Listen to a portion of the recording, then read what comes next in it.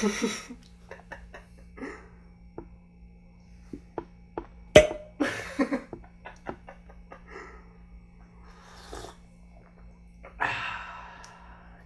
We're back, everybody.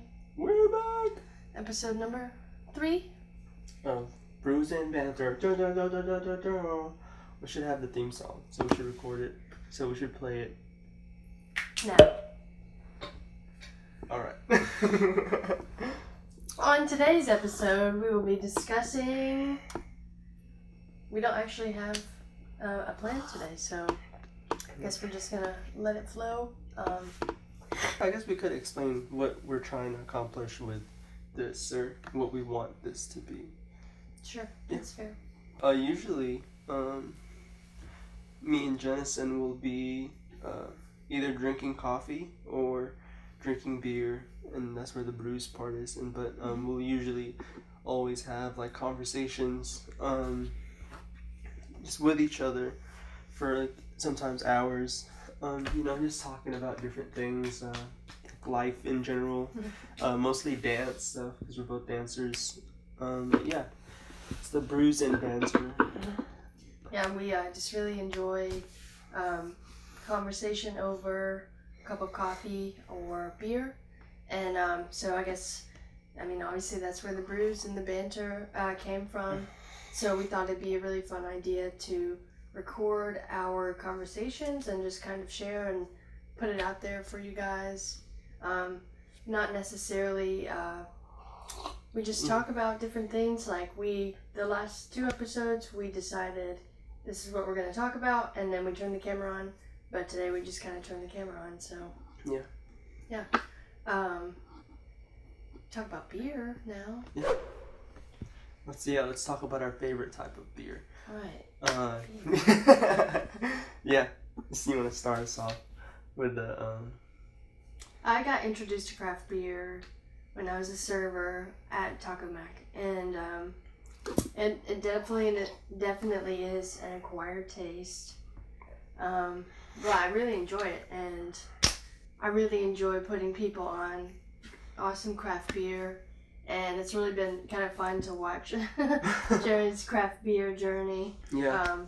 Shout out to all my World of Beer friends. Also, I think that's where started really fine-tuning and learning more about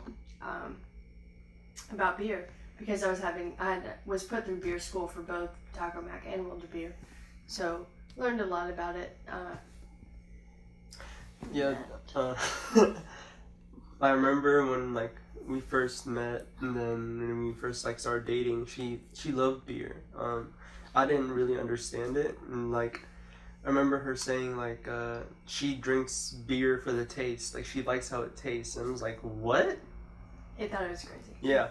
But I was like, all right, you know what? Let me give it a shot. She always said that there's a beer for everyone, and I do agree with that. There's definitely a beer for everyone. I started out, I used to just go to Publix or any local, wine and spirits place or that sells beer, and you can make your own 6-pack.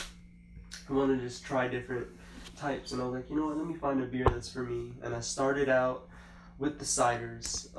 Religiously with the ciders. That was my thing. I was like, this is good. It tasted like juice, but there was alcohol in it. That turned into really wheat beers, very lighter beers, and then eventually that turned to stouts. I still love stouts. I think still probably my favorite, hands down. Any time of year, I could go for a stout all the time. Yeah, stouts are usually accompanied by the season of winter, but we can a breakfast stout by Founders. Yes. Yeah. Yes. That's another one coffee milk stouts. The Wiseacre. Gotta Get Up. That's really good. But now recently, so this has been we've been dating for 2 years now. So this is the journey of 2 years. Now, IPAs. Finally. It's the rite of passage. You have to get through all these levels to get to the IPAs, because it is. That's how you know you are officially a beer snob. If if you like the taste of the IPA, No. you've officially made it Yeah. as beer snob. But yeah, just this past like month and a half, I remember taking a sip of an IPA when I first had it, and I was like, it's still beer, so I'll still drink it, but I didn't really like it, like didn't want like the different flavors and taste in it. But then eventually, like a month ago, I was like, oh yes, and then I've been on IPA kick. actually here, classic Two-Hearted Ale. Is that what you started with? No, I don't think so. I don't really know. I don't remember your first IPA. Yeah. I don't remember my first IPA either. Yeah. I remember my first ever beer was Boulder Chocolate Porter. Mm. And I was so excited because I just turned 21. I was working at Taco Max. I was surrounded by all the beers. And so I remember even thinking that the darker beers and the more robust and the richer beers sounded a lot better, and like just really wanted to try those right away. Even though people say that stouts are definitely for the more experienced beer drinker, I guess, because they are richer and more full of flavor. But that's what I like. It's because they usually have the coffee and the chocolate, and they're more malty, so they have the kind of nutty flavors to them, and very rich for sure. Yeah. The Terrapin is my favorite brewery in Athens, Georgia, but they have a wake and bake. It is a coffee oatmeal stout. Yeah, but the breakfast stout is the double chocolate coffee oatmeal. Didn't you say like the Terrapin got bought out, right? Yeah, Terrapin got bought out, I think, by Budweiser. Don't take me up on that accuracy. I don't know if that's correct or not, but they did get bought out. And it's interesting to see these little microbreweries being bought out for sure. And it's so funny because I feel like there's such a stigma on beer itself. Yeah. When I tell people I love beer, and it's not even like I like beer, like I love beer, but I hate Bud Light. Like that's not beer to me. But there is a stigma on beer that's the first thing. Of course, it's the first thing you think of is the Bud Light and like the Budweiser, Miller. and beer pong, and like I don't know what else you associate beer with. But in our case, we just like to really sit and enjoy the taste and like the atmosphere, I guess, of just having like a craft beer. Yeah. Maybe the vibe.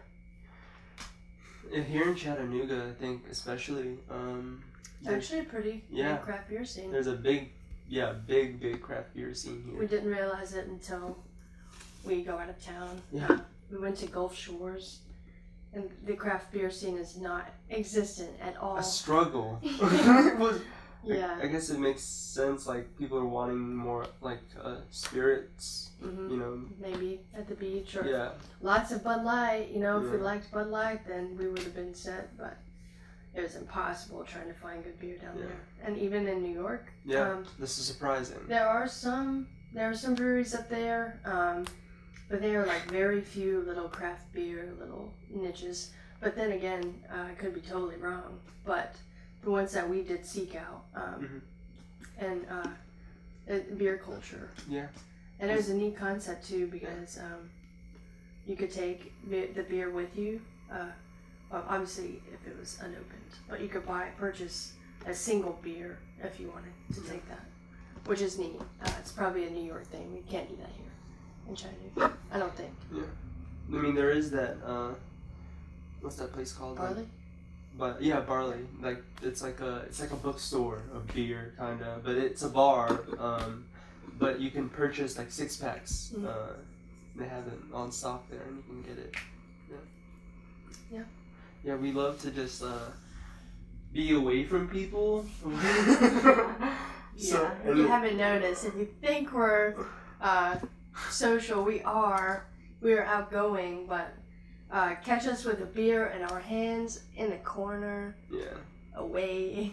Yeah. From the hubbub. Yeah, we want. That's another thing with like beer is like you can just chill, you can just really enjoy it. Yeah, it's crazy to think like, you know, we love to drink beer, not to get drunk, but to like really enjoy. Yeah, hopefully people are not taking this as, oh man, a bunch of alcoholic, crazy kids. Because no, that's not what we're talking about beer for. Yeah. But you know, that is just part of our. We talk about beer too. We especially like to compare beers and try new things. It's always really good. Yeah, sure. We always say like maybe one day we're gonna open up our own brewery. I'm not gonna tell you the name. I'm not gonna say it because I don't want anyone to steal it. Maybe we can start with some home brewing. Yeah. That is like a lot of people do that. Like my professor at UTC, University of Tennessee, Chattanooga, he brews his own beer at home, which is really cool. Like one of the senior projects, I don't know if I told you. Did I tell you? No, I don't think so. One of the senior projects was it was basically at the very end. They were like what's the word for it? Like academically trying to see what it would cost to like make a brewery and like the materials and yeah, and it was really interesting. And then at the very end of the semester, he brought everyone, the class, to his house where he tapped like a keg that he brewed and all that. Wow. Yeah. Where you at? It's crazy. That's awesome. Yeah. It's pretty cool. It's pretty easy. Beer's 90-something% water. Yeah. But, you know, just 4 ingredients in beer. Water, hops, yeast, and barley. Yeast? Yeah. Right? Mm-hmm. I think so. Yeah. Water. Yeast. Hops. Yeah, and barley. Because the malt comes from the barley. Mm. So, yeah, I'm getting my stuff mixed up. It's been a while since beer school. Yeah, with the like our brewery, we're gonna open up and the brewery with like eventually. Long-term goal. And like a bar, no domestics allowed. So that's one thing. Craft beer only. And if you you gotta be willing, you know, if you even if you are terribly offended and you really feel like you want to leave, fine. But we want people to come in and try new things and stop paying these big mega conglomerate corporations for their cheap beer, and support these local microbreweries that are really making so much better beer than these big companies are making. So even in Chattanooga, we have Chattanooga Brewing Company, Hutton and Smith, and On Story Brewing, and several more. But those are the 3. Moccasin Bend. Yeah, Moccasin Bend Brewing. Monkey Town Brewing is not in this area, but it's in the region. So yeah, there's really a lot going on craft beer wise here. Yeah. So it's exciting. It is. Yeah. Anyway, maybe next time we'll talk about coffee. Oh yeah. That's it. It's funny because our first episode was about food. Yeah, being vegan. Yeah. So, yeah. And now beer, and next coffee, and soon we'll talk about ice cream because I love ice cream. I love it. But no, this was really great. Yeah. So that was just us coming in without a plan. If you're still watching, we appreciate it. Thanks for listening. Right, that's what we were saying. Yeah. I forgot.